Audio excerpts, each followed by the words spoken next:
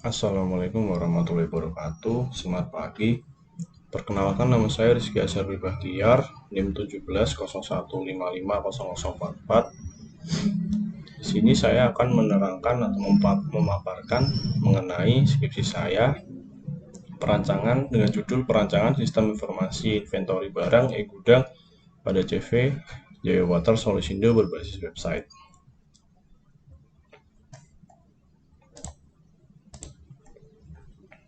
Latar belakang penelitian.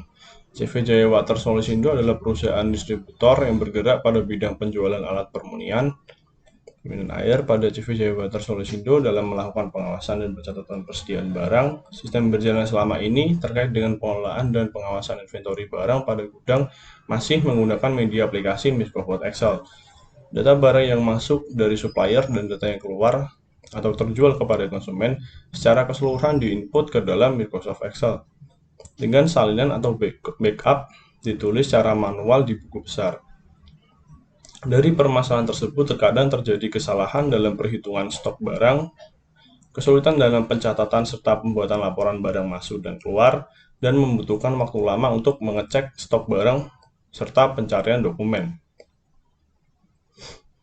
Dari hal tersebut, saya penulis melakukan implementasi dan penelitian dengan merancang sebuah sistem informasi inventory barang gudang pada CV Jaya Water Solusindo berbasis website, dengan harapan sistem yang dirancang dapat memudahkan dalam mengelola serta pengawasan inventory barang pada gudang sehingga dapat membantu kinerja proses pendataan stok barang, pengelolaan data distribusi barang masuk dan barang keluar, serta percetakan laporan dengan lebih akurat secara sistematis.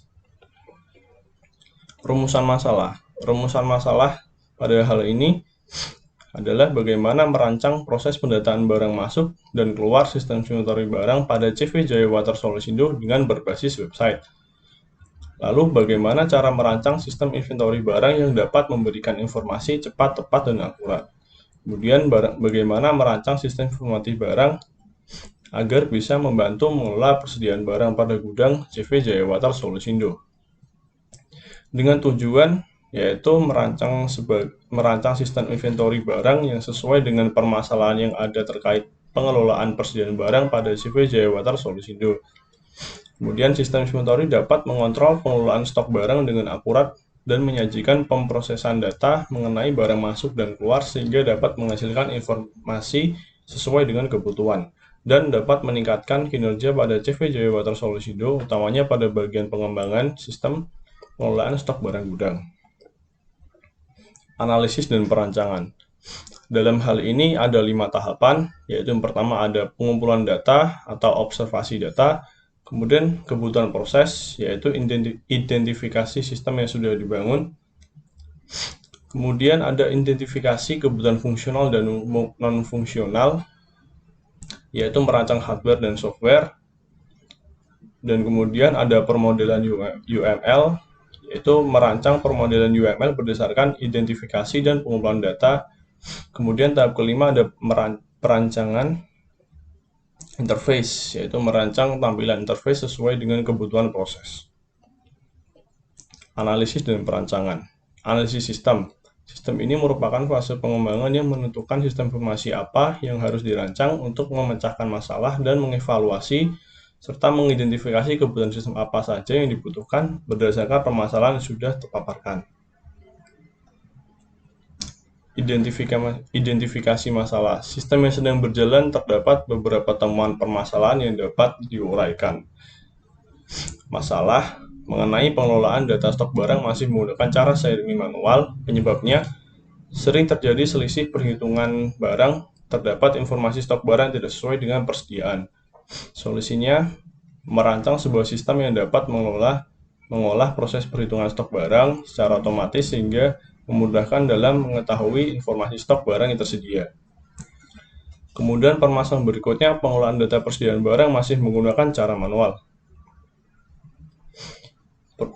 Penyebabnya proses pencarian data persediaan barang memakan waktu yang lama dan terjadinya penumpukan berkas. Solusinya dengan merancang sebuah sistem yang dapat mengolah data persediaan barang dengan menambahkan fitur cari barang sehingga dapat memudahkan dalam pencarian informasi data barang yang diperlukan. Masalah berikutnya pencatatan dan pembuatan laporan barang masuk dan barang keluar. Penyebabnya banyaknya barang yang masuk dan keluar berakibat sering terjadi masalah pada proses pencatatan dan pembuatan laporan. Solusinya dengan merancang sebuah sistem yang dapat mengolah proses pencatatan dan pembuatan laporan barang masuk dan keluar yang lebih terstruktur sehingga dapat mempermudah dan mengurangi terjadinya kesalahan. Kemudian ada identifikasi kebutuhan fungsional. Kebutuhan proses atau layanan apa saja yang dilakukan oleh sistem untuk pengguna. Dalam sistem ini, terkait kebutuhan fungsional ada 3 aktor atau user, yaitu admin, gudang, dan manajer. Admin sendiri memiliki aktivitas dalam sistem, yaitu mengolah data pengguna, mengelola data stok barang, mengolah data petugas, mengolah data supplier, melakukan pemrosesan data distribusi barang masuk dan keluar, mengelola data dokumen arsip, melihat laporan stok barang, dan melihat laporan data barang masuk dan barang keluar. Kemudian aktor kedua ada gudang. Gudang sendiri memiliki aktivitas dalam sistem yaitu mengolah data distribusi barang masuk dan keluar, dan mengolah data dokumen arsip. Kemudian user ketiga ada manajer, yang aktivitas dalam sistem hanya dapat melihat laporan stok barang, melihat laporan barang masuk, dan melihat laporan barang keluar. Identifikasi kebutuhan non-fungsional. Kebutuhan yang mengutamakan pada kebutuhan jenis perangkat, yaitu kebutuhan perangkat keras hardware, kebutuhan sumber daya manusia brandware, dan kebutuhan perangkat lunak software. Untuk kebutuhan perangkat keras dibutuhkan laptop atau komputer dengan monitor LCD 14 in, kemudian prosesor Intel-Core atau AMD, RAM 4 GB, harddisk 500 GB, keyboard dan mouse.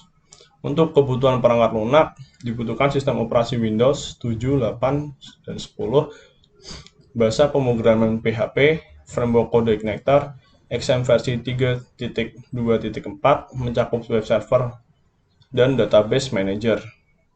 Kemudian dibutuhkan database MySQL, dan di sini saya menggunakan Visual Studio Code sebagai kode editor. Masuk pada perancangan UML, yang pertama use case diagram. Di sini terlihat ada 3 aktor, yaitu admin, gudang, dan manajer. Aktor admin sendiri memiliki relasi dengan sistem, yaitu dapat mengolah data user, mengolah data barang, mengolah data distribusi barang, mengolah data petugas, mengolah dokumen arsip, login, mengelola data supplier, melihat laporan distribusi barang, dan melihat laporan stok barang. Admin di sini berperan sebagai super admin yang memiliki semua akses ke dalam sistem. Kemudian aktor gudang di sini dapat login dan memiliki aktivitas atau segmen sebagai mengelola data distribusi barang dan mengelola dokumen arsip. Untuk manajer di sini memiliki aktivitas untuk login dan hanya sebagai viewer, yaitu dapat melihat laporan distribusi barang dan melihat laporan stok barang. Berikutnya ada kelas diagram. Dalam kelas diagram ini relasinya one to many dan one to one. Di sini sistem dapat mencetak laporan, mencetak data arsip, mengelola data barang, mengelola data petugas, mengelola data supplier, mengelola data user, dan mengelola distribusi barang dan masuk dan barang keluar. Untuk tabel user memiliki relasi one to many dengan sistem, tabel arsip memiliki relasi one to many dengan sistem, tabel barang memiliki relasi one to many dengan sistem, tabel barang keluar memiliki relasi one to many dengan sistem, tabel barang masuk memiliki relasi one to many dengan sistem. Untuk tabel supplier memiliki one to one relasi dengan tabel barang masuk. Tabel petugas memiliki relasi one to one ke tabel barang masuk dan tabel barang keluar. Untuk tabel jenis memiliki relasi dengan tabel barang, dan tabel satuan memiliki relasi one to one dengan tabel barang. Perancangan database. Untuk perancangan database di sini ada beberapa tabel dengan key-nya masing-masing. Untuk user memiliki key ID user, username, password, role ID, dan is aktif. Kemudian tabel barang memiliki key ID barang, nama barang, ID jenis, ID satuan, stok, dan SKU. Kemudian tabel supplier memiliki key ID supplier, nama supplier, lokasi, dan telepon. Lalu tabel satuan memiliki key ID satuan dan nama satuan. Untuk tabel jenis memiliki key ID jenis dan nama jenis. Tabel petugas memiliki ID petugas, nama petugas, alamat, nomor telepon. Tabel barang masuk memiliki key ID barang, ID transaksi, tanggal masuk, ID barang, ID supplier, jumlah masuk, status, file, dan ID petugas. Untuk tabel barang keluar memiliki key ID barang keluar, ID transaksi, tanggal keluar, ID barang, keterangan, jumlah keluar, status, dan file. Untuk tabel arsip memiliki ID arsip, keterangan, dan file. Perancangan halaman interface. Untuk halaman interface sendiri, mockupnya saya buat menggunakan Balsamiq. Untuk penjelasan lengkapnya mengenai halaman interface dan implementasinya akan saya jelaskan pada sesi demo aplikasi. Hasil dan pembahasan. Setelah tahap implementasi, uji coba dilakukan untuk memastikan sistem dapat berfungsi dengan sesuai dengan harapan. Fungsi yang diuji yaitu login, akses barang sesuai hak akses data jenis sesuai hak akses data satuan sesuai hak akses data supplier sesuai hak akses data petugas sesuai hak akses data distribusi barang dan masuk sesuai dengan hak akses data dokumen sesuai hak akses data laporan, akses manajemen user, dan logout. Semua berjalan dengan baik dan berhasil sesuai dengan kebutuhan sistemnya.